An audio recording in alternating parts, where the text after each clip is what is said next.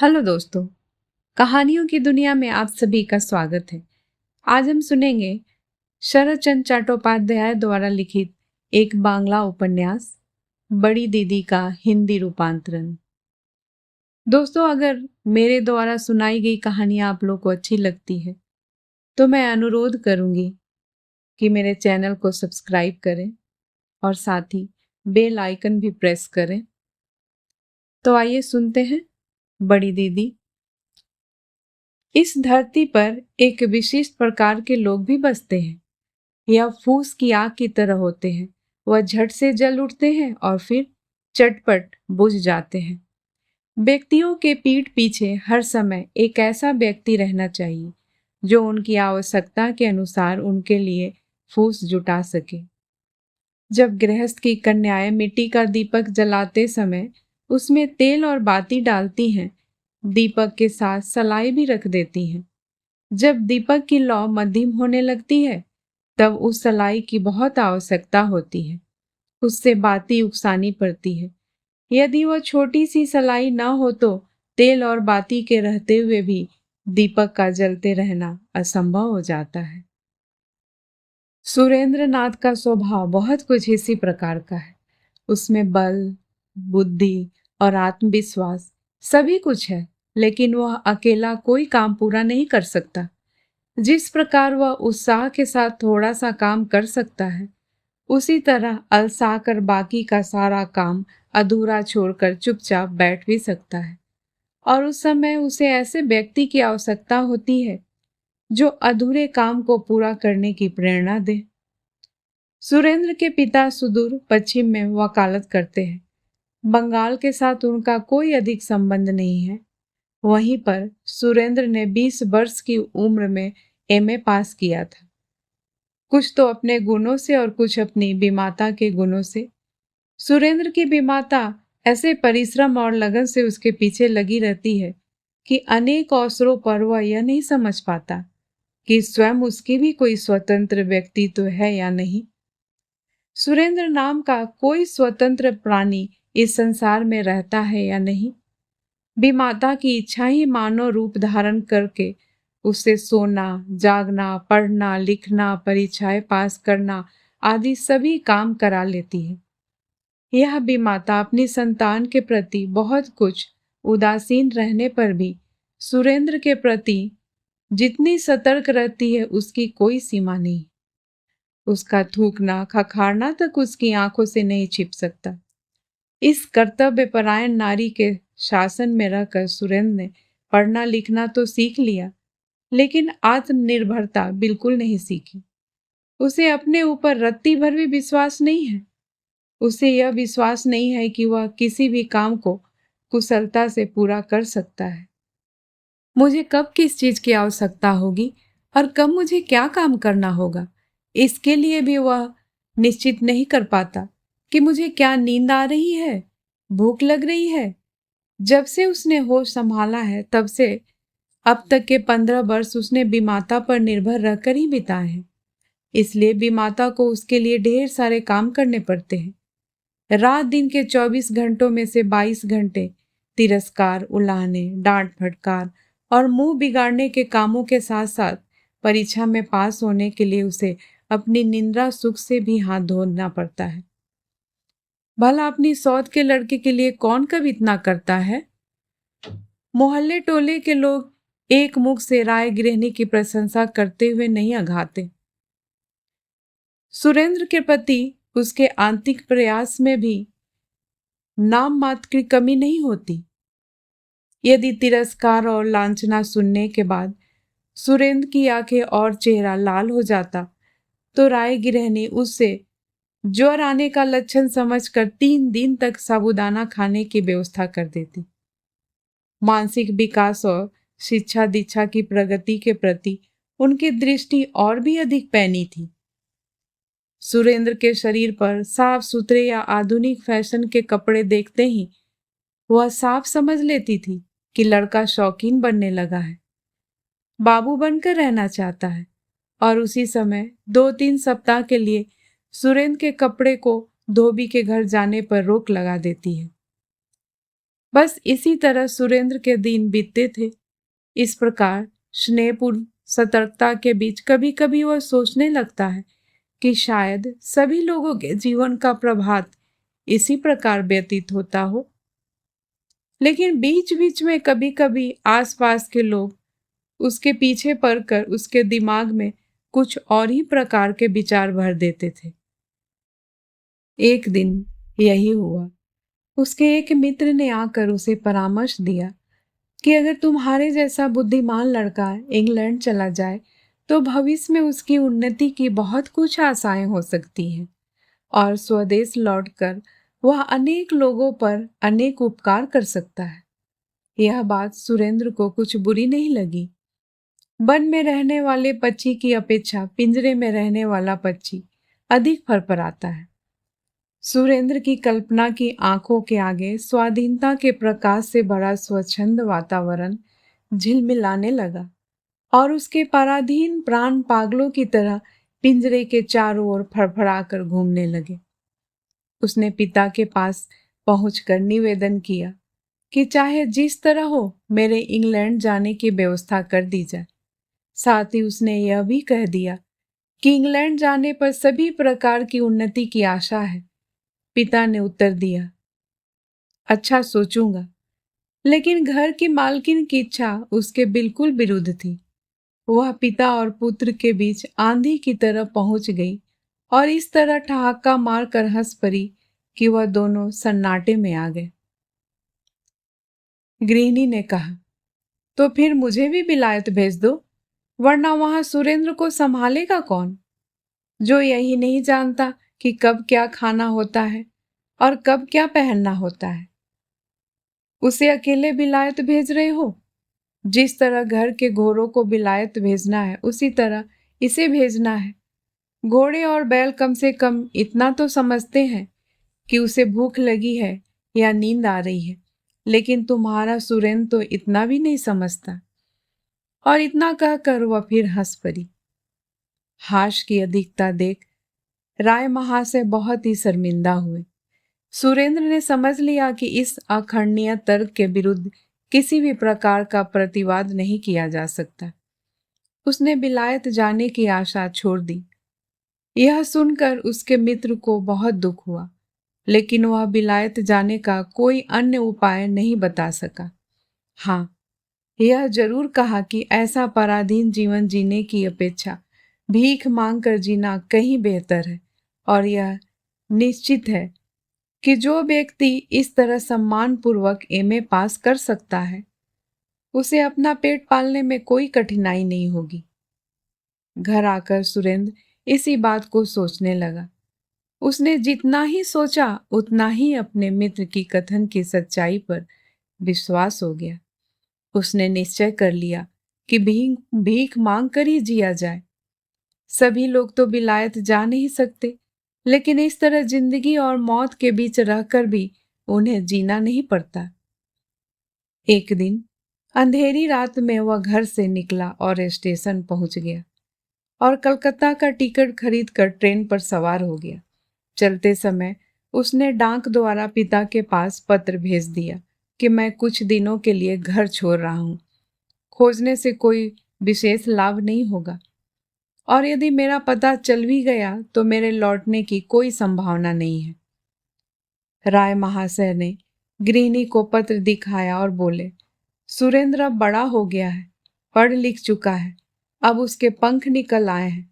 अगर वह अब भी उड़कर न भागेगा तो और कब भागेगा।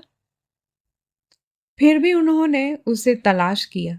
कलकत्ता में उनके जो भी परिचित थे उन्हें पत्र लिखे, लेकिन परिणाम कुछ न निकला। सुरेंद्र का कोई पता नहीं चला। कलकत्ता की भीड़ और कोलाहल भरी सड़कों पर पहुंचकर सुरेंद्र नाथ घबरा गया। वहां न कोई डांटने फटकारने वाला था और न कोई रात दिन शासन करने वाला। मुंह सूख जाता तो कोई न देखता था और मुंह भारी हो जाता तो कोई ध्यान न देता। यहाँ अपने आप को स्वयं ही देखना पड़ता है। यहाँ भिक्षा भी मिल जाती है और करुणा के लिए स्थान भी है। आश्रय भी मिल जाता है, लेकिन प्रयत्न की आवश्यकता होती है। यहाँ अपनी इच्छा से तुम्हारे बीच कोई नहीं आएगा। यहाँ आने पर उसे पहली शिक्षा यहाँ यह मिली कि खाने की चेष्टा स्वयं करनी पड़ती है, आश्रय के लिए स्वयं ही स्थान खोजना पड़ता है और नींद तथा भूख में कुछ भेद है। उसे घर छोड़े कई दिन बीत गए थे। गली गली घूमते रहने के कारण शरीर एकदम कमजोर पड़ गया था। पास के रुपए भी खत्म हो चुके थे। कपड़े मैले और फटने लगे थे। रात को सोने तक के लिए कहीं ठिकाना नहीं था। सुरेंद्र की आंखों से आंसू आ गए। घर को पत्र लिखने की इच्छा नहीं होती, लज्जा आती है, और सबसे बढ़कर जब उसे अपनी बीमाता के स्नेहहीन कठोर चेहरे की याद आती है तो घर जाने की इच्छा एकदम आकाश कुसुम बन जाती है। उसे इस बात को सोचते हुए भी डर लगता था कि वह कभी वहां था। एक दिन उसने अपने जैसे ही एक दरिद्र आदमी की ओर देखकर पूछा, क्यों भाई, तुम यहाँ खाते किस तरह से हो? वह आदमी भी कुछ मूर्ख सा ही था, वरना सुरेंद्र की हंसी न उड़ाता। उसने कहा, नौकरी करके कमाता खाता हूँ। कलकत्ता में रोजगार की क्या कमी है? सुरेंद्र ने पूछा, मुझे भी कोई नौकरी दिलवा सकते हो? उसने पूछा, तुम क्या जानते हो? सुरेंद्र नाथ कोई भी काम नहीं जानता था, इसलिए चुप रहकर कुछ सोचने लगा। तुम भले घर के लड़के हो। सुरेंद्र नाथ ने सिर हिला दिया। तो लिखना पढ़ना क्यों नहीं सीखा? सीखा है, उस आदमी ने कुछ सोचकर कहा। तो फिर उस बड़े मकान में चले जाओ, इसमें एक बहुत बड़े जमींदार रहते हैं, वह कुछ न कुछ इंतजाम कर देंगे। यह कहकर वह चला गया। सुरेंद्र नाथ फाटक के पास गया, कुछ देर वहीं खड़ा रहा, फिर जरा पीछे हटा, एक बार फिर आगे बढ़ा और फिर पीछे हट गया। उस दिन कुछ भी न हुआ। दूसरा दिन भी इसी तरह बीत गया। 2 दिन में साहस संजो कर उसने किसी तरह फाटक में कदम रखा। सामने एक नौकर खड़ा था। उसने पूछा, क्या चाहते हो? बाबू साहब से। बाबू साहब घर पर नहीं है। सुरेंद्र नाथ का चेहरा खुशी से चमक उठा। एक बहुत ही मुश्किल काम से छुट्टी मिली। बाबू साहब घर पर नहीं है। नौकरी की बात, दुख की कहानी कहनी नहीं पड़ी, यही उसकी खुशी का कारण था। दूने उत्साह से लौटकर उसने दुकान पर बैठकर भर पेट भोजन किया। थोड़ी देर तक बड़ी प्रसन्नता से वह इधर उधर घूमता रहा और मन ही मन वह सोचता रहा कि कल किस प्रकार बातचीत करने पर मेरा कुछ ठिकाना बन जाएगा। लेकिन दूसरे दिन वह उत्साह नहीं रहा। जैसे जैसे उस मकान के निकट पहुंचता गया वैसे वैसे उसकी लौट चलने की इच्छा बढ़ती गई। फिर जब वह फाटक के पास पहुंचा तो पूरी तरह हतोत्साहित हो गया। उसके पैर किसी भी तरह अंदर की ओर बढ़ने के लिए तैयार नहीं थे। किसी भी तरह वह यह नहीं सोच पा रहा था कि आज वह स्वयं अपने लिए ही यहाँ आया है। ऐसा लग रहा है जैसे किसी ने ठेल ठाल कर उसे यहाँ भेज दिया है। लेकिन आज वह दरवाजे पर खड़ा रहकर और अधिक अपेक्षा नहीं करेगा, इसलिए अंदर चला गया। फिर उसी नौकर से भेंट हुई। उसने कहा, बाबू साहब घर पर हैं, आप उनसे भेंट करेंगे? हाँ। अच्छा, तो चलिए। लेकिन यह और भी कठिनाई हुई। जमींदार साहब का मकान बहुत बड़ा है। बड़े सलीके से, साहबी ढंग से साज सामान सजे हुए हैं। कमरे पर कमरे, संगमरमर की सीढ़ियां, हर कमरे में झाड़ फानूस और उस पर सुर्ख कपड़े के गिलाफ शोभा पा रहे हैं। दीवारों पर लगे हुए बड़े बड़े शीशे, न जाने कितने चित्र और फोटोग्राफ्स।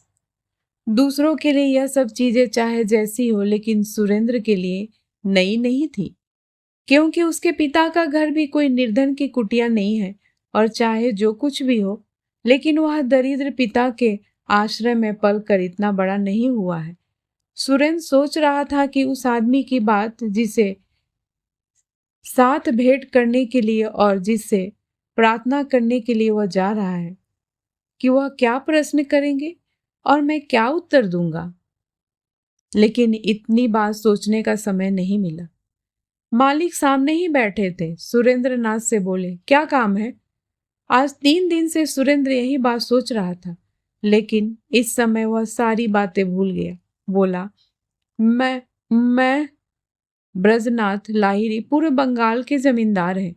उनके सिर के 2-4 बाल भी पक गए हैं, और वह बाल समय के पहले नहीं, बल्कि ठीक उम्र में ही पके हैं।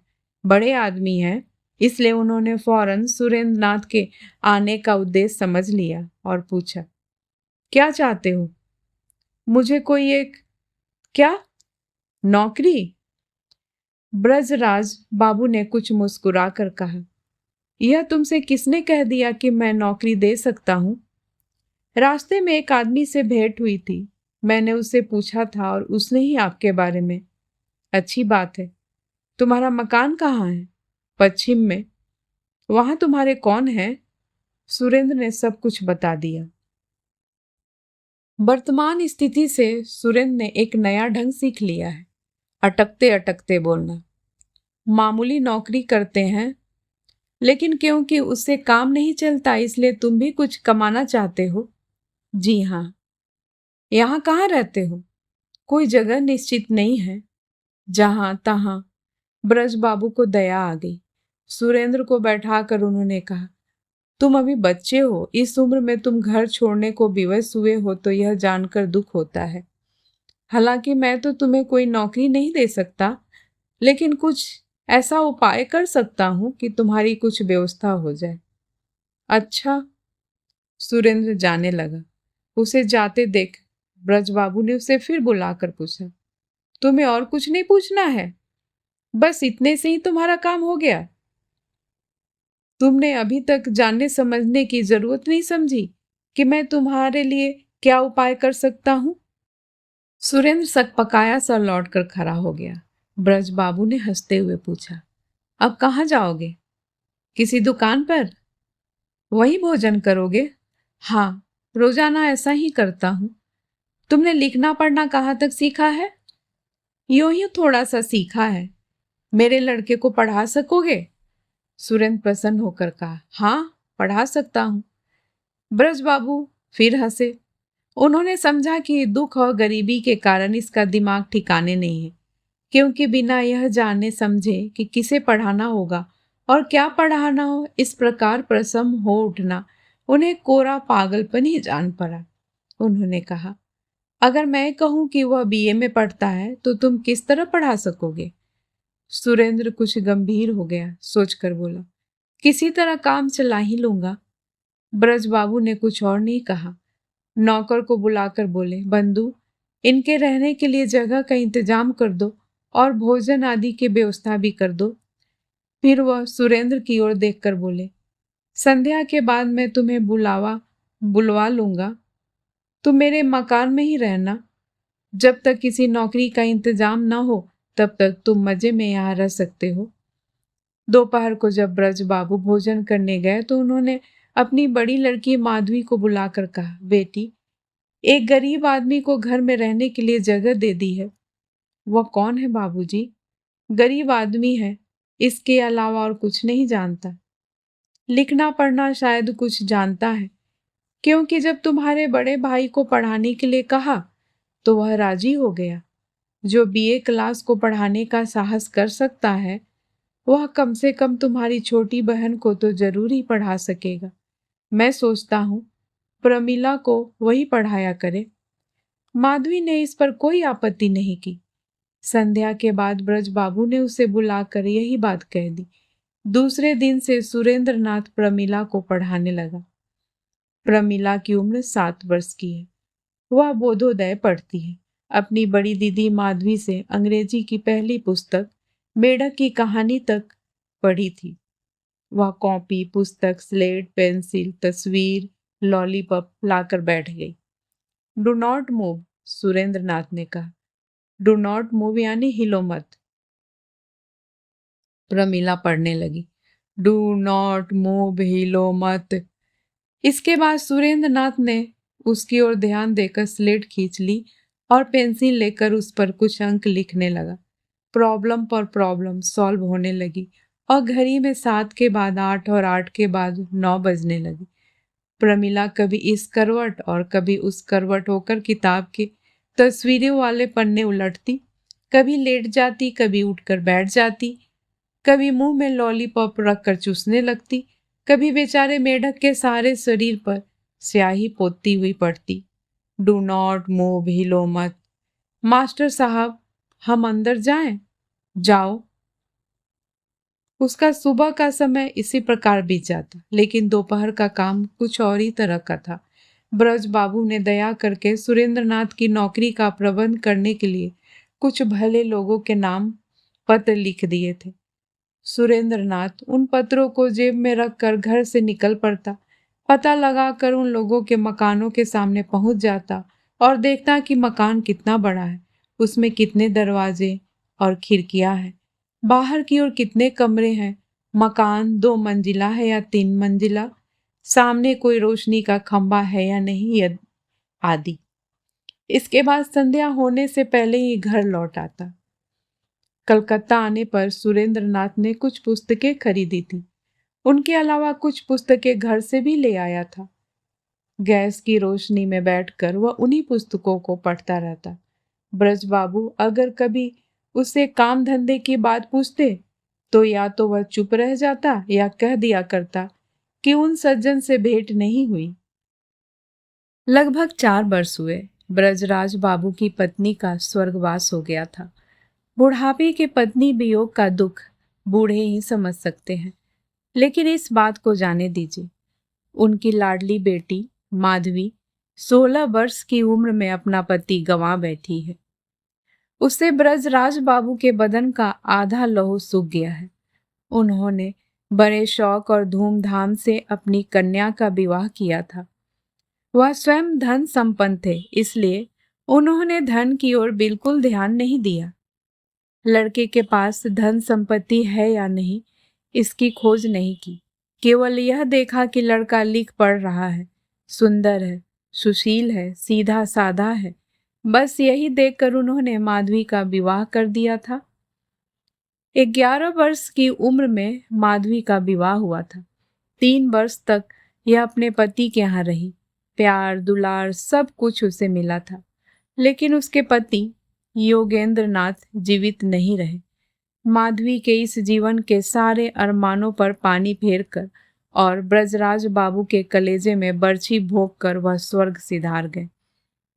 मरने के समय जब माधवी फूट फूट कर रोने लगी, तब उन्होंने बहुत ही कोमल स्वर में कहा था, माधवी, मुझे इसी बात का सबसे अधिक दुख है। नहीं, दुख है तो इस बात का कि तुम्हें जीवन भर कष्ट भोगने पड़ेंगे। मैं तुम्हें आदर सम्मान कुछ भी तो नहीं दे सका। इसके बाद योगेंद्रनाथ के सीने पर आंसुओं की धारा बह चली थी। माधवी ने उनके आंसू पोंछते हुए कहा था, जब मैं फिर तुम्हारे चरणों में आकर मिलूं, तब आदर मान देना। योगेंद्रनाथ ने कहा था, माधवी, जो जीवन तुम मेरे सुख के लिए समर्पित करती, वह जीवन अब सभी के सुख के लिए समर्पित कर देना। जिनके चेहरे पर दुख और उदासी दिखाई दे, उसी चेहरे को प्रफुल्लित करने का प्रयत्न करना। और क्या कहूँ माधवी।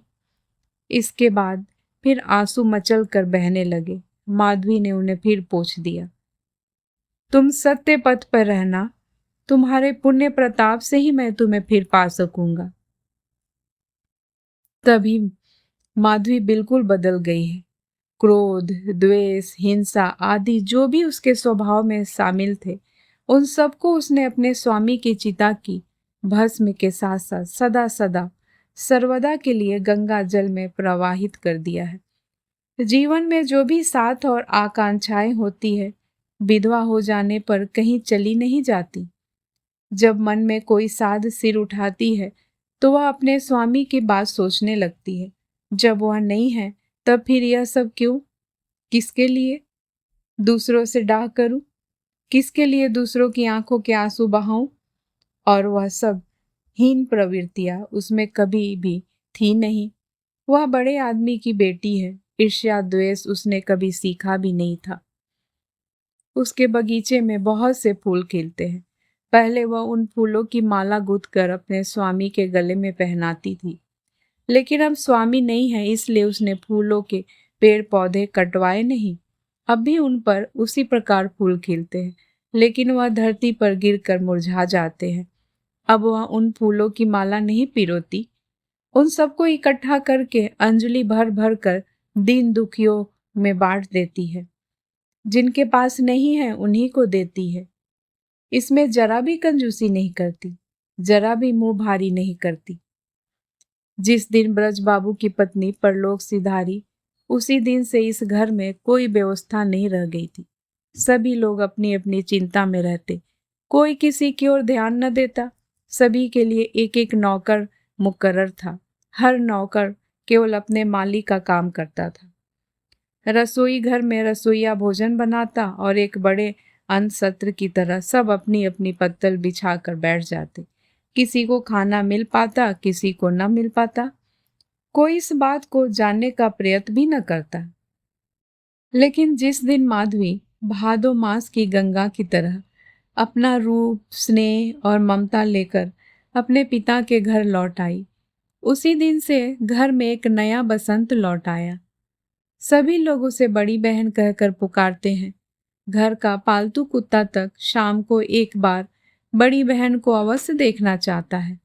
मानो इतने आदमियों में से उसने भी एक को स्नेहमयी और दयामयी मानकर चुन लिया है। घर के मालिक से लेकर नायब, गुमास्ते, दास, दासिया बड़ी दीदी पर ही निर्भर रहते हैं। कारण कुछ भी हो, लेकिन सभी के मन यह धारणा बैठ गई है कि बड़ी दीदी पर हमारा कुछ विशेष अधिकार है। स्वर्ग का कल्पतरु हम में से किसी ने कभी नहीं देखा, यह भी नहीं जानते कि कभी देख पाएंगे या नहीं, इसलिए उसके बारे में कुछ कह नहीं सकते। लेकिन ब्रज बाबू की गृहस्थी के सभी लोगों ने एक कल्प वृक्ष पा लिया है। उसी कल्प वृक्ष के नीचे आकर वह हाथ फैलाते हैं और मनचाही वस्तु पाकर हंसते हुए लौट जाते हैं। इस प्रकार के परिवार के बीच सुरेंद्र नाथ ने एक नए ढंग का जीवन व्यतीत करने का मार्ग देखा। जब सभी लोगों ने सारा भार एक ही व्यक्ति पर डाल रखा है, तो उसने भी वैसा ही किया। लेकिन अन्य लोगों की अपेक्षा उसकी धारणा कुछ और ही प्रकार की है। वह सोचता है कि बड़ी दीदी नाम का एक जीवित पदार्थ इस घर में रहता है। वही सबको देखता सुनता है, सबके नाज नखरे बर्दाश्त करता है और जिस जिस चीज की आवश्यकता होती है वह उसे मिल जाती है। कलकत्ता की सड़कों पर घूम घूम कर उसने अपनी चिंता करने की आवश्यकता थोड़ी सी जानी समझी थी, लेकिन इस घर में आने पर वह इस बात को एकदम भूल गया कि कोई ऐसा दिन भी था जब मुझे स्वयं अपनी चिंता करनी पड़ती थी या भविष्य में फिर कभी नहीं करनी पड़ेगी। कुर्ता, धोती, जूता, छाता, घड़ी, जो कुछ भी चाहिए सभी उसके लिए हाजिर है। रुमाल तक कोई उसके लिए अच्छी तरह सजा कर रख जाता है। पहले कौतूहल होता था और वह पूछता था, यह सब चीजें कहाँ से आई? उत्तर मिलता, बड़ी दीदी ने भेजी हैं। आजकल जलपान की प्लेट तक देखकर वह समझ जाता है कि यह बड़ी दीदी ने ही बड़े प्रयत्न से सजाया है। गणित के प्रश्न हल करने बैठा तो एक दिन उसे कंपास का ख्याल आया। उसने प्रमिला से कहा, प्रमिला, बड़ी दीदी के यहाँ से कंपास लाओ। बड़ी दीदी को कंपास से कोई काम नहीं पड़ता, इसलिए उसके पास नहीं था, लेकिन उसने तत्काल ही आदमी को बाजार भेज दिया। संध्या को सुरेंद्र नाथ टहल कर लौटा तो उसने देखा टेबल पर वांछित वस्तु रखी है। दूसरे दिन सवेरे प्रमिला ने कहा, मास्टर साहब, बड़ी बहन ने वह भेज दिया है। इसके बाद बीच बीच में एक आध चीज ऐसी मांग बैठता जिसके लिए माधवी बड़ी संकट में पड़ जाती। बहुत खोज करती, तब कहीं जाकर प्रार्थना पूरी कर पाती। फिर भी यह कभी न कहती कि मैं यह चीज नहीं दे सकूंगी। कभी वो अचानक ही प्रमिला से कह बैठता, बड़ी दीदी से 5 पुरानी धोतियां ले आओ, भिखारियों को देनी है। नई और पुरानी धोतियां छांटने की फुर्सत माधवी को हर समय नहीं रहती, इसलिए वह पहनने की ही 5 धोतियां भेज देती और फिर ऊपर की खिड़की से देखती कि 4-5 गरीब जय जयकार करते चले जा रहे हैं। उन लोगों को कपड़े मिल गए हैं। सुरेंद्र नाथ के इस प्रकार के छोटे मोटे आवेदन रूपी अत्याचार नित्य ही माधवी को सहने पड़ते। लेकिन धीरे धीरे माधवी को इन सब बातों का ऐसा अभ्यास हो गया कि अब उसे कभी ख्याल ही नहीं आता कि उसके घर में कोई नया आदमी आकर नित्य प्रति के कामों में नई तरह के छोटे मोटे उपद्रव मचा रहा है। केवल यही नहीं, इस नए व्यक्ति के लिए आजकल माधवी को बहुत ही सतर्क रहना पड़ता है। काफी खोज खबर लेनी पड़ती है। यदि वह अपनी जरूरत की सभी चीजें स्वयं मांग लिया करता तो माधवी की मेहनत आधी कम हो जाती। लेकिन सबसे बड़ी चिंता की बात यह है कि वह अपने लिए कभी कोई चीज नहीं मांगता। पहले माधवी यह नहीं जान सकी कि सुरेंद्र नाथ उदासीन प्रकृति का आदमी है। सुबह की चाय ठंडी हो जाती और वह पीता ही नहीं। जलपान को छूने तक का उसे ध्यान न रहता। कभी कभी कुत्ते को खिला देता। खाने बैठता है तो खाने की चीजों का रत्ती भर भी सम्मान न करता। एक और हटाकर नीचे डालकर छिपा कर रख जाता, जैसे उसे कोई भी चीज न रुचती हो। नौकर चाकर कहते, भास्कर साहब तो पागल है, न कुछ देखते हैं न कुछ जानते हैं, बस किताब लिए बैठे रहते हैं। ब्रज बाबू बीच बीच में पूछते कि नौकरी की कोई व्यवस्था हुई या नहीं। सुरेंद्र इस प्रश्न का कुछ यूं सा उत्तर दे दिया करता। माधवी यह सब बातें अपने पिता से सुनती और समझती कि मास्टर साहब नौकरी पाने का रत्ती भर भी प्रयत्न नहीं करते, इच्छा भी नहीं है। जो कुछ मिल गया है उसी से संतुष्ट है। सवेरे 10 बजे ही बड़ी बहन की ओर से स्नान और भोजन का तगाजा आ जाता। अच्छी तरह भोजन न करने पर बड़ी दीदी की ओर से प्रमिला आकर शिकायत कर जाती। अधिक रात तक किताब लिए बैठे रहने पर नौकर आकर गैस की चाबी बंद कर देता। मना करने पर अनसुना कर देता, कहता बड़ी बहन का हुक्म है। एक दिन माधवी ने अपने पिता से हंसते हुए कहा, बाबूजी, जैसी प्रमिला है ठीक वैसे ही उसके मास्टर साहब हैं। क्यों बेटी? दोनों ही बच्चे हैं। जिस तरह प्रमिला नहीं समझती कि उसे कब किस चीज की आवश्यकता है, कब खाना चाहिए, कब क्या काम करना उचित है, उसके मास्टर भी वैसे ही हैं। अपनी आवश्यकताओं को नहीं जानते, फिर भी असमय ऐसी चीज मांग बैठते हैं कि होश हवास ठीक रहने की हालत में कोई व्यक्ति उसे नहीं मांग सकता। ब्रज बाबू कुछ समझ नहीं सके, माधवी के मुंह की ओर देखते रहे। माधवी ने हंसते हुए पूछा, तुम्हारी बेटी प्रमिला समझती है कि उसे कब किस चीज की जरूरत है? नहीं समझती और असमय उत्पात करती है। हाँ, सो तो करती है। मास्टर साहब भी ऐसा ही करते हैं। ब्रज बाबू ने हंसते हुए कहा, मालूम होता है कि लड़का कुछ पागल है। पागल नहीं है, जान पड़ता है किसी बड़े आदमी के लड़के हैं। ब्रज बाबू ने चकित होकर पूछा, कैसे जाना? माधवी जानती नहीं थी, केवल समझती थी। सुरेंद्र अपना एक भी काम स्वयं नहीं कर सकता था। वो हमेशा दूसरों पर निर्भर रहता था। अगर कोई दूसरा कर देता है तो काम हो जाता है और अगर नहीं करता तो नहीं होता। कार्य करने की क्षमता न होने के कारण ही माधवी उसे जान गई है। वह सोचती है कि आरंभ से ही उसमें काम करने की आदत नहीं है। विशेष रूप से उसके नए ढंग से खाना खाने के तरीकों ने माधवी की ओर भी अधिक चकित कर दिया। खाने की कोई भी चीज उसे अपनी ओर पूरी तरह आकर्षित नहीं कर पाती। कोई भी चीज वह भरपेट नहीं खाता। किसी चीज के खाने की रुचि नहीं होती। उसका यह बुढ़ों जैसा वैराग्य, बच्चों जैसी सरलता, पागलों जैसी उपेक्षा। कोई खाने को देता है तो खा लेता है, नहीं देता है तो नहीं खाता। यह सब माधवी को बहुत ही रहस्यपूर्ण जान पड़ता है और इसलिए उसके मन में उसके प्रति दया और करुणा जाग उठी है। वह किसी की ओर देखता नहीं। इसका कारण लज्जा नहीं, बल्कि उसे आवश्यकता ही नहीं होती, इसलिए वह किसी की भी ओर नहीं देखता। लेकिन जब उसे आवश्यकता होती है तो उसे समय और असमय का ध्यान ही नहीं रहता। एकदम बड़ी दीदी के पास उसका निवेदन आ पहुंचता था। उसे सुनकर माधवी मुस्कुराती और सोचती कि यह आदमी बिल्कुल बालकों जैसा सीधा सादा सरल है। मनोरमा माधवी की सहेली है बहुत दिनों से उसने मनोरमा को कोई पत्र नहीं लिखा था। अपने पत्र का उत्तर न पाकर मनोरमा रूठ गई थी। आज दोपहर को कुछ समय निकालकर माधवी उसे पत्र लिखने बैठी थी। तभी प्रमिला ने आकर पुकारा, बड़ी दीदी। माधवी ने सिर उठाकर पूछा, क्या है री? मास्टर साहब का चश्मा कहीं खो गया है, एक चश्मा दो। माधवी हंस पड़ी, बोली, जाकर अपने मास्टर साहब को कह दे कि क्या मैंने चश्मे की दुकान खोल रखी है।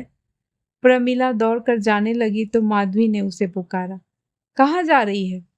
उनसे कहने, इसके बजाय गुमास्ता जी को बुला ला। प्रमिला जाकर गुमास्ता जी को बुला लाई। माधवी ने उनसे कहा, मास्टर साहब का चश्मा खो गया है, उन्हें एक अच्छा सा चश्मा दिलवा दो।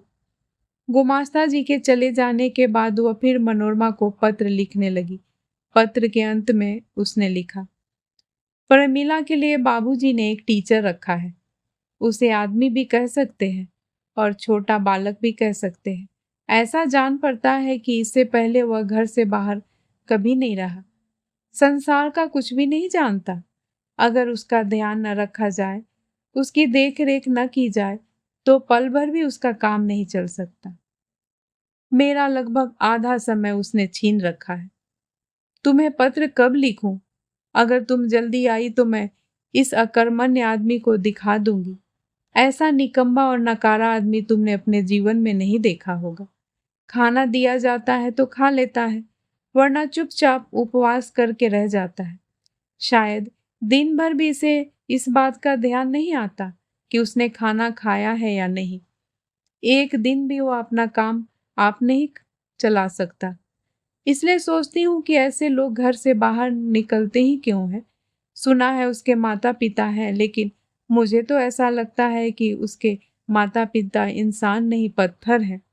मैं तो शायद ऐसे आदमी को कभी आँख की ओट भी नहीं कर सकती।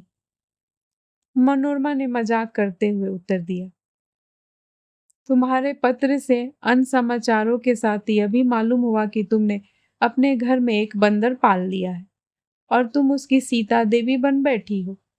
फिर भी सावधान किए देती हूँ, तुम्हारी मनोरमा। पत्र पढ़कर माधवी उदास हो गई। उसने उत्तर में लिख दिया, तुम मुंह जली हो, इसलिए वह नहीं जानती कि किसके साथ कैसा मजाक करना चाहिए। प्रमिला से माधवी ने पूछा, तुम्हारे मास्टर का चश्मा कैसा रहा? प्रमिला ने कहा, ठीक रहा। मास्टर साहब इस चश्मे को लगातार लगाकर खूब मजे से पढ़ते हैं, इसी से मालूम हुआ। उन्होंने खुद कुछ नहीं कहा? माधवी ने पूछा। नहीं, कुछ नहीं। कुछ भी नहीं कहा? अच्छा या बुरा है? नहीं, कुछ नहीं कहा। माधवी का हर समय प्रफुल्लित होने वाला चेहरा पल भर के लिए उदास हो गया, लेकिन फिर तुरंत ही हंसते हुए बोली, अपने मास्टर साहब से कह देना कि अपना चश्मा फिर कहीं ना खो दे। अच्छा, कह दूंगी। धत पगली, भला ऐसी बातें भी कहीं कही जाती है। शायद वह अपने मन में कुछ ख्याल करने लगी। तो फिर कुछ भी ना कहूं? हाँ, कुछ मत कहना। शिव चंद्र माधवी का भाई है। एक दिन माधवी ने उससे पूछा, जानते हो प्रमिला के मास्टर रात दिन क्या पढ़ते रहते हैं? शिवचंद्र बीए पढ़ता है। प्रमिला के तुच्छ मास्टर जैसों को वह कुछ समझता ही नहीं था। उपेक्षा से बोला, कुछ नाटक उपन्यास पढ़ते रहते होंगे, और क्या पढ़ेंगे। लेकिन माधवी को इस बात पर विश्वास नहीं हुआ। उसने प्रमिला के द्वारा सुरेंद्र की एक पुस्तक चोरी से मंगवा ली और अपने भाई के हाथ में देकर बोली, मुझे तो यह नाटक या उपन्यास नहीं दिखाई देता। शिवचंद ने सारी पुस्तक उलट पुलट कर देखी, लेकिन उसकी समझ में कुछ नहीं आया। बस इतना ही समझ पाया कि वह इस पुस्तक का एक भी अक्षर नहीं जानता और यह कोई गणित की पुस्तक है। लेकिन बहन के सामने अपना सम्मान नष्ट करने की इच्छा नहीं हुई। उसने कहा, यह गणित की पुस्तक है, स्कूल में छोटी क्लासों में पढ़ाई जाती है। दुखी होकर माधवी ने पूछा, क्या यह किसी ऊंची क्लास की पुस्तक नहीं है? क्या कॉलेज में पढ़ाई जाने वाली पुस्तक नहीं है? शिवचंद ने रूखे स्वर में उत्तर दिया, नहीं, बिल्कुल नहीं। लेकिन उस दिन से शिवचंद सुरेंद्र नाथ के सामने कभी नहीं पड़ता। उसके मन में यह डर बैठ गया है कि कहीं ऐसा न हो कि वह कोई बात पूछ बैठे जिससे सारी बातें खुल जाए और फिर पिता की आज्ञा से उसे भी सवेरे प्रमीला के साथ मास्टर साहब के पास कॉपी पेंसिल लेकर बैठना पड़े। कुछ दिन बाद माधवी ने पिता से कहा, बाबूजी, मैं कुछ दिनों के लिए काशी जाऊंगी। ब्रज बाबू चिंतित हो उठे। क्यों बेटी, तुम काशी चली जाओगी? तो इस गृहस्थी का क्या होगा? माधवी हंसकर बोली, मैं लौट आऊंगी, हमेशा के लिए थोड़ी ही जा रही हूं। माधवी तो हंस पड़ी, लेकिन पिता की आंखें छलक उठी। माधवी ने समझ लिया कि ऐसा कहना उचित नहीं हुआ। बात संभालने के लिए बोली, सिर्फ कुछ दिन घूम आऊंगी। तो चली जाओ, लेकिन बेटी यह गृहस्थी तुम्हारे बिना नहीं चलेगी। मेरे बिना गृहस्थी नहीं चलेगी। चलेगी क्यों नहीं बेटी, जरूर चलेगी, लेकिन उसी तरह जिस तरह पतवार के टूट जाने पर नाव बहाव की ओर चलने लगती है। लेकिन काशी जाना बहुत ही आवश्यक था। वहां उसकी विधवा ननद अपने इकलौते बेटे के साथ रहती है। उसे एक बार देखना जरूरी है। काशी जाने के दिन उसने हर एक को बुलाकर गृहस्थी का भार सौंप दिया। किसी दासी को बुलाकर पिता, भाई और प्रमिला की विशेष रूप से देखभाल करने की हिदायत दी, लेकिन मास्टर साहब के बारे में किसी से कुछ नहीं कहा। उसने ऐसा भूल कर नहीं किया, बल्कि जानबूझकर किया था। इस समय उस पर उसे गुस्सा भी आ रहा था। माधवी ने उसके लिए बहुत कुछ किया, लेकिन इस समय उसने मुंह से एक शब्द भी कहकर कृतज्ञता प्रकट नहीं की। इसलिए माधवी विदेश जाकर इस निकम्बे संसार से अनजान और उदासीन मास्टर को जतलाना चाहती है कि मैं भी कोई चीज हूं। जरा सा मजाक करने में हर्जी क्या है? यह देख लेने में हानि ही क्या है? उसके यहाँ न होने पर मास्टर के दिन किस तरह कटते हैं। इसलिए वह काशी जाते समय किसी से सुरेंद्र के संबंध में कुछ भी नहीं कह गई। सुरेंद्र नाथ उस समय कोई प्रॉब्लम सॉल्व कर रहा था। प्रमिला ने कहा, रात को बड़ी बहन काशी जा रही है। प्रमिला की बात उनके कानों तक नहीं पहुंची। उसने इस बात पर कोई ध्यान नहीं दिया।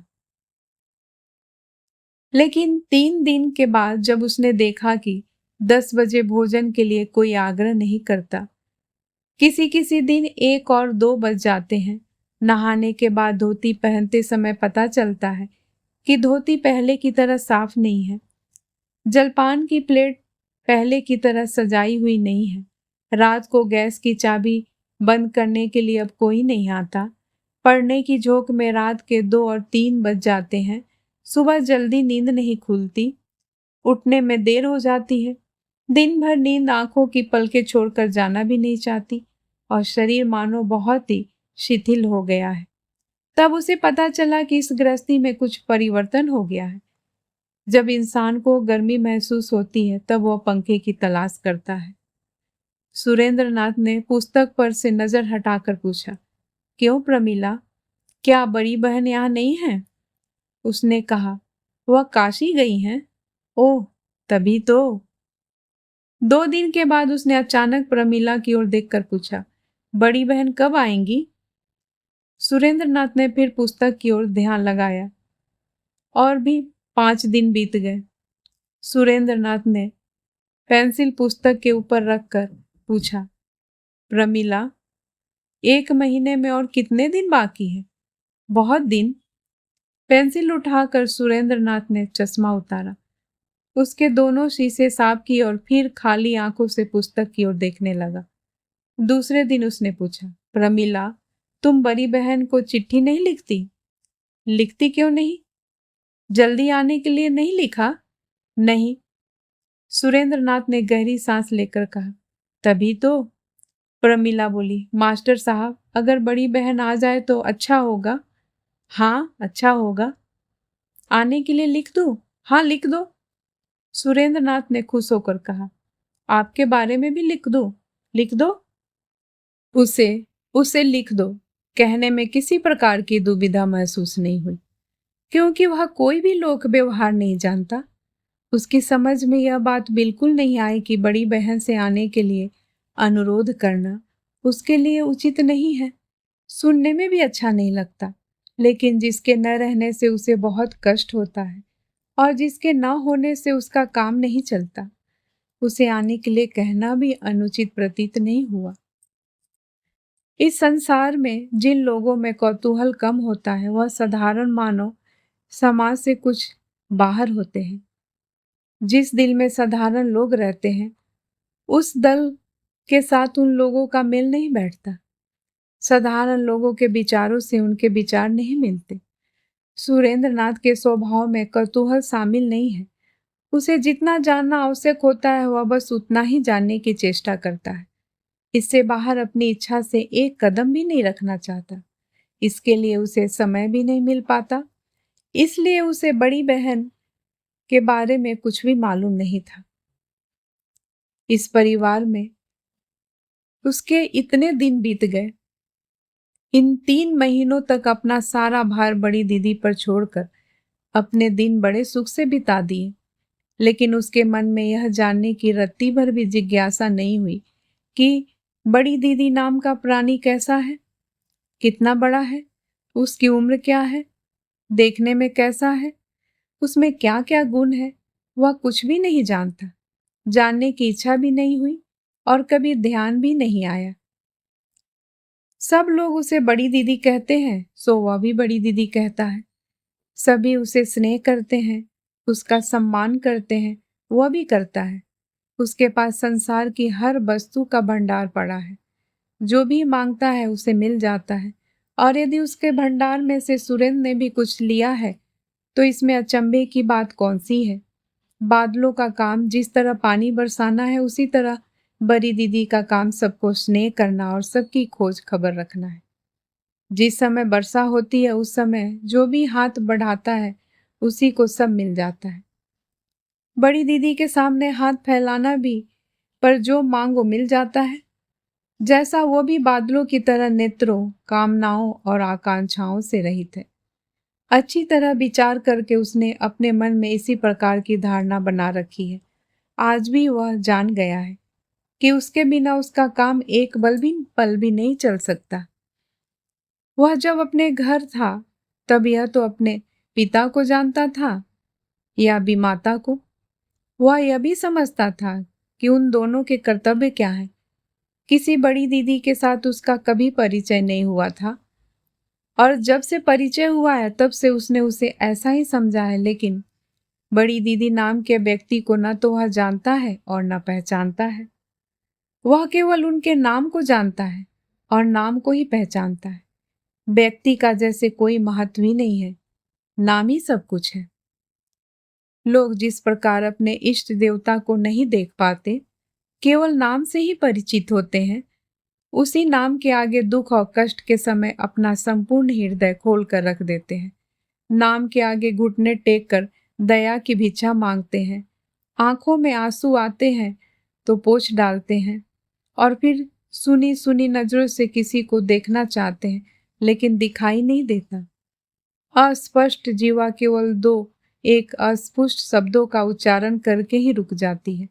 ठीक इसी प्रकार दुख पाने पर सुरेंद्र नाथ स्फुर शब्दों में पुकार उठा, बड़ी दीदी। तब तक सूर्य उदय नहीं हुआ था। केवल आकाश में पूर्व छोर पर उषा की लालिमा ही फैली थी। प्रमीला ने आकर सोए हुए सुरेंद्र नाथ का गला पकड़कर पुकारा, मास्टर साहब। सुरेंद्र नाथ की नींद से बोझिल आंखें खुल गई।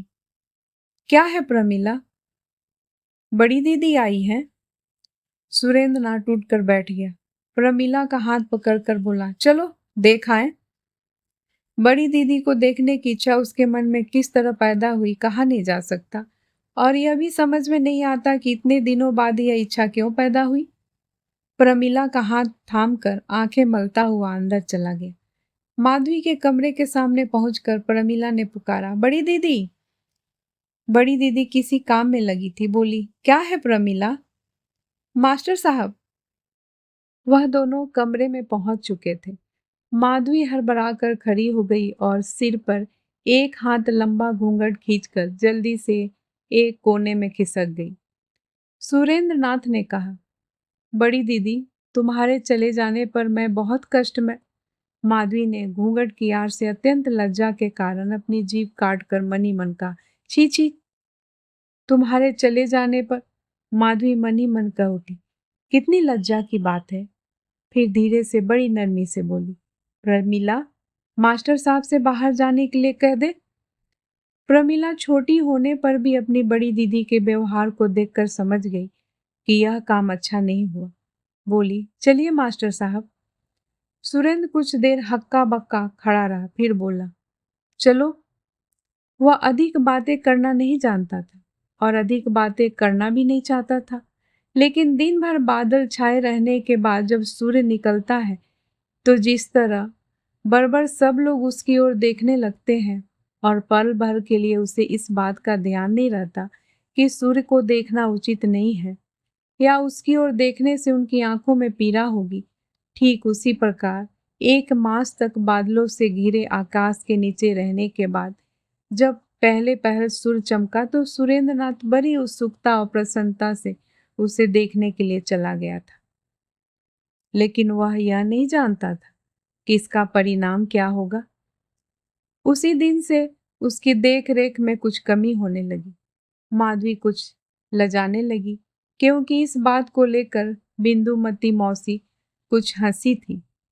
सुरेंद्र नाथ भी कुछ संकुचित सा हो गया था। वह महसूस करने लगा था कि बड़ी दीदी का असीमित भंडार अब सीमित हो गया है। बहन की देख रेख और माता का स्नेह उसे नहीं मिल पाता, कुछ दूर दूर रहकर हट जाता है। एक दिन उसने प्रमिला से पूछा, बड़ी दीदी मुझसे कुछ नाराज है? हाँ।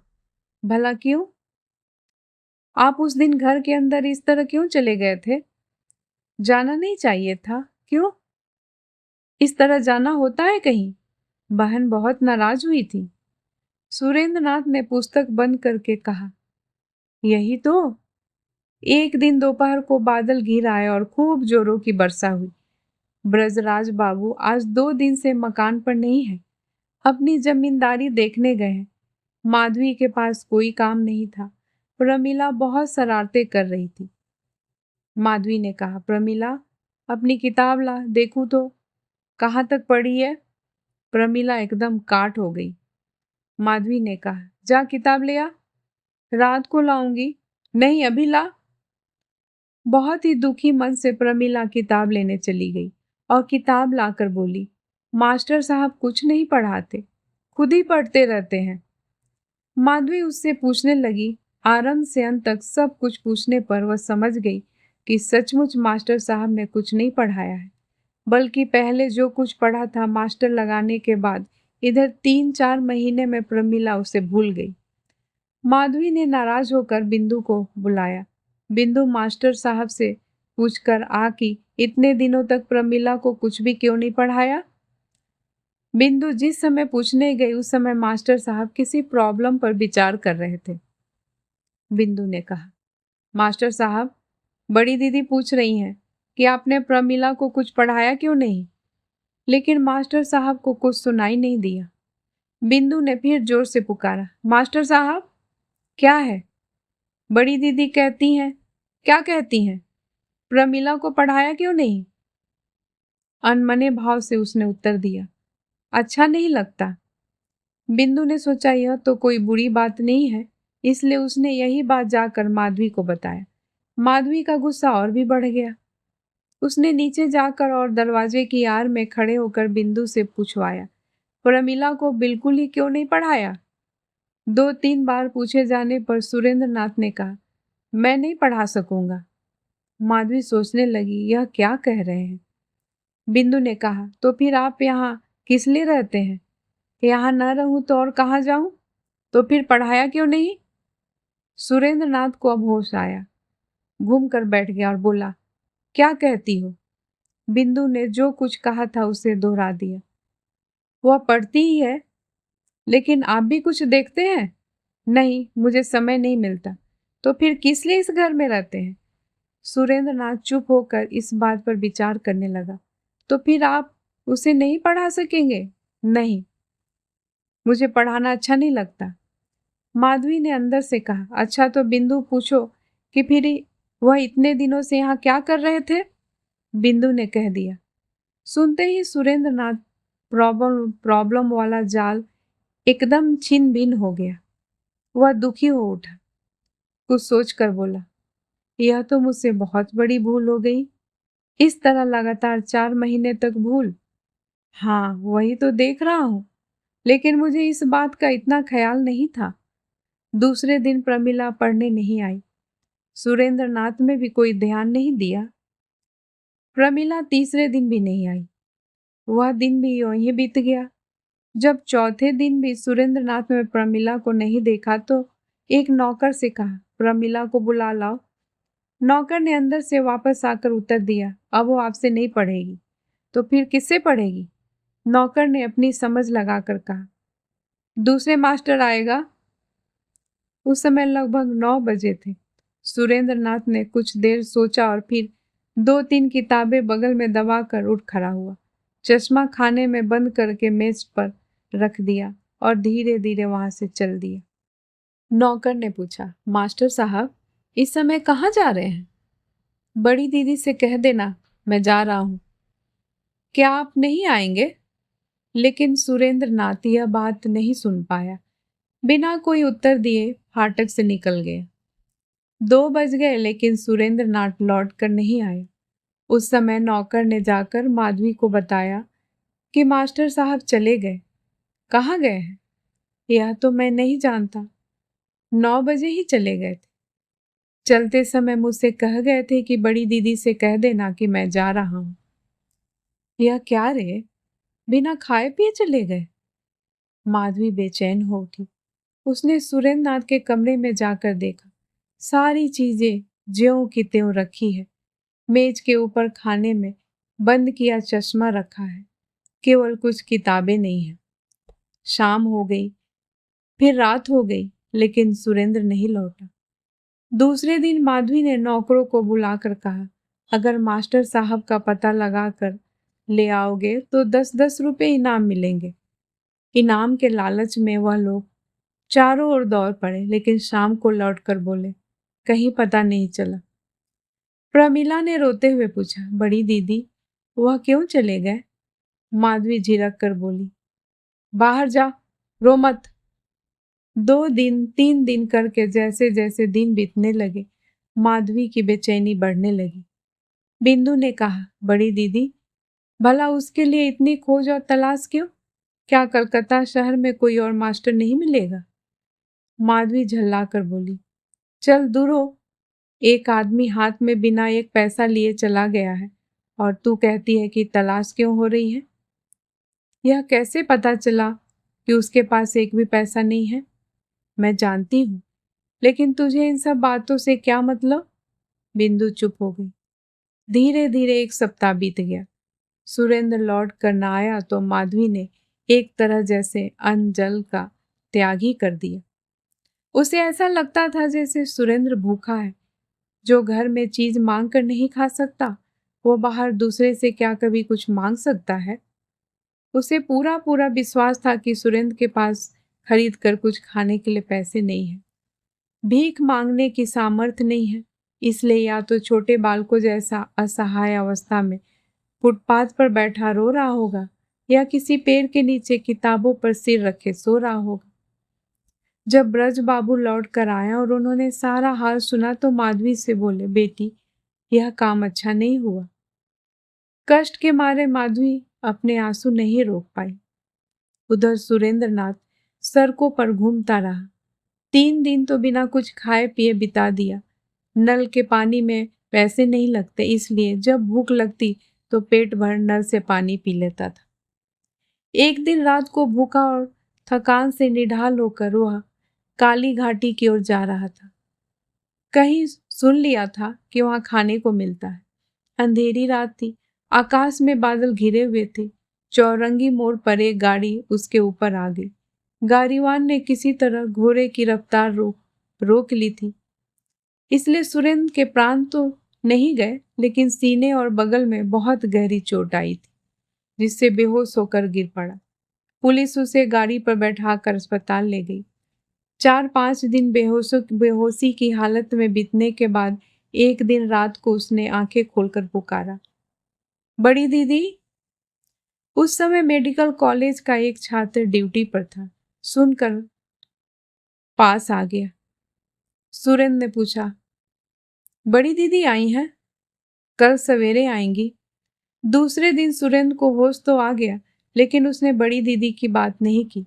बहुत तेज बुखार होने के कारण दिन भर छटपटाते रहने के बाद उसने एक आदमी से पूछा, क्या मैं अस्पताल में हूँ? हाँ, क्यों? आप गाड़ी के नीचे दब गए थे। बचने की आशा तो है क्या? नहीं। दूसरे दिन उसी छात्र ने पास आकर पूछा, यहाँ आपका कोई परिचित या रिश्तेदार है? कोई नहीं। तब उस दिन रात को आप बड़ी दीदी कहकर किसे पुकार रहे थे? क्या वह यहाँ है? है, लेकिन वह आ नहीं सकेगी। मेरे पिताजी को समाचार भेज सकते हो? हाँ, भेज सकता हूँ। सुरेंद्र नाथ ने अपने पिता का पता बता दिया। उस छात्र ने उसी दिन पत्र उन्हें लिख दिया। इसके बाद बड़ी दीदी का पता लगाने के लिए पूछा। अगर स्त्रियां आना चाहे तो बड़े आराम से आ सकती हैं। हम लोग उनका व्यवस्था कर सकते हैं। आपकी बड़ी दीदी का पता मालूम हो जाए तो उनके पास भी समाचार भेज सकते हैं, उसने कहा। सुरेंद्र नाथ ने कुछ देर तक सोचने के बाद ब्रज बाबू का पता बता दिया। मेरा मकान ब्रज बाबू के मकान के पास ही है। अगर मैं उन्हें आपके बारे में बता दूंगा, अगर वह चाहेंगे तो देखने के लिए आ जाएंगे। सुरेंद्र ने कुछ नहीं कहा। उसने मन ही मन समझ लिया था कि बड़ी दीदी का आना असंभव है, लेकिन छात्र ने दया करके ब्रज बाबू के पास समाचार पहुंचा दिया। ब्रज बाबू ने चौंक कर पूछा, बस तो जाएगा ना? हाँ, पूरी आशा है। ब्रज बाबू ने घर के अंदर आकर अपनी बेटी से कहा।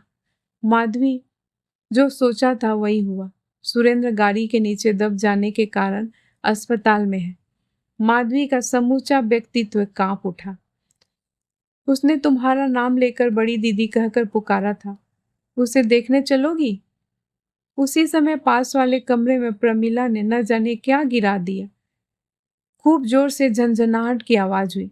माधवी दौड़कर उस कमरे में चली गई। कुछ देर बाद लौटकर बोली, आप देख आइए, मैं नहीं जा सकूंगी। ब्रजबाबू दुखित भाव से कुछ मुस्कुराते हुए बोले, अरे वह जंगल का जानवर है, उसके ऊपर क्या गुस्सा करना चाहिए। माधवी ने कोई उत्तर नहीं दिया तो ब्रजबाबू अकेले ही सुरेंद्र को देखने चले गए। देखकर बहुत दुखी हुए। बोले, अगर तुम्हारे माता पिता के पास खबर भेज दी जाए तो कैसा रहे? खबर भेज दी है, कोई डर की बात नहीं। उनके आते ही मैं सारा इंतजाम कर दूंगा। रुपए पैसे की बात सोचकर ब्रज बाबू ने कहा, मुझे उन लोगों का पता बता दो जिससे मैं ऐसा इंतजाम कर दूं कि उन लोगों को यहाँ आने में कोई असुविधा न हो। लेकिन सुरेंद्र इन बातों को अच्छी तरह न समझ सका। बोला, बाबूजी आ जाएंगे, उन्हें कोई असुविधा नहीं होगी। ब्रज बाबू ने घर लौटकर माधवी को सारा हाल सुना दिया। तब से ब्रज बाबू रोजाना सुरेंद्र को देखने के लिए अस्पताल जाने लगे। उनके मन में उसके लिए स्नेह पैदा हो गया था। एक दिन लौटकर बोले, माधवी, तुमने ठीक समझा था।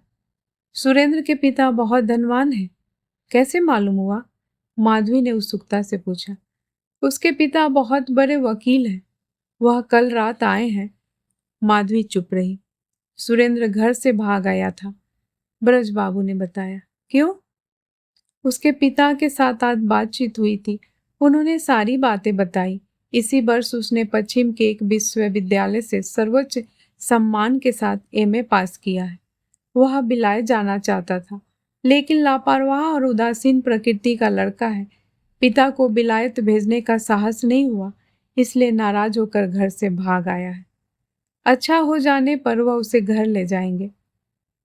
निश्वास रोककर और उमड़ते हुए आंसुओं को पीकर माधवी ने कहा, यही अच्छा है। शेष कहानी अगले भाग में। तब तक के लिए नमस्कार।